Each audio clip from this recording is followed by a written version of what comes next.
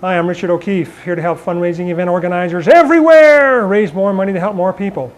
Some fundraising event organizers consider fundraising events to be like rolling the dice. Is our fundraising event going to be successful, unsuccessful? Is it going to raise a lot of money? Is it going to be a big flop? Well, what we're doing through these videos is showing you how to increase the odds in your favor. Now, as you know, during the live auction, only a few people will be bidding on items, so the rest of the people are just sitting. What would cause the rest of the people to want to stay throughout the remainder of the auction? Well, there's only 4 things that I can think of. The first one is they want to continue socializing.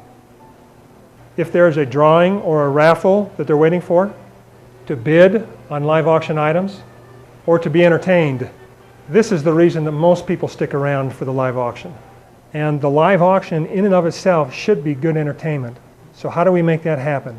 Well, there's 3 ways. First of all, the auctioneer should be good entertainment. Number 2, we start the live auction during dinner or as dessert is being served, because eating is good entertainment. And the third thing is we're going to be using some co-stars. With the auctioneer being the star, we want the auctioneer to have a support crew. Let's start with the item describer. The item describer is a man or a woman who describes the items, then the auctioneer auctions that item off. When the auctioneer is done, the item describer describes the next item. Now, anybody can be an item describer, but it should be somebody that's fairly comfortable behind a microphone. News anchors, sportscasters, radio personalities, they all make very good item describers, at least the ones that I've worked with do. You want to make sure that the item describer has a script. And basically the item describer just needs to be somebody who can show a lot of enthusiasm as he or she describes the items. Next is the item displayer. The item displayer displays the items, of course.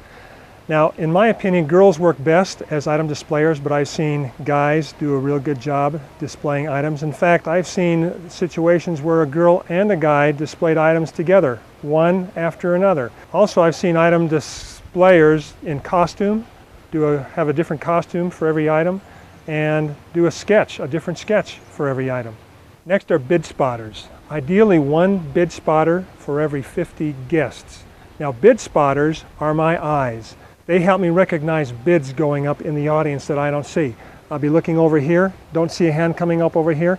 A bid spotter points to that person and lets me know that that person is bidding by yelling, "Yup." Y-U-P, yup. So here's what I'm hearing all evening. Yup, yup, yup, yup, from the bid spotters. Now, a couple of interesting things happen. The bid spotters, because they're yelling, they're part of the entertainment. Also, an interesting thing happens.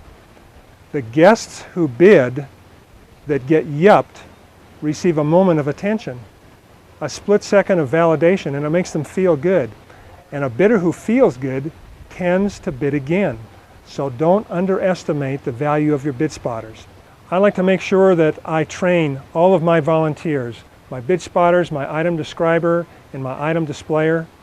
So I make sure that I have a chance to meet with them before the live auction begins. Very often I get to fundraisers before they begin, have my little meeting with them, make sure that everybody is up to speed, that we're all on the same page, that we understand what each one is going to do. It makes me feel better. It makes the volunteer feel better as well. Okay, event planners, that's all for now. Until next time, may you find success shaking the money tree.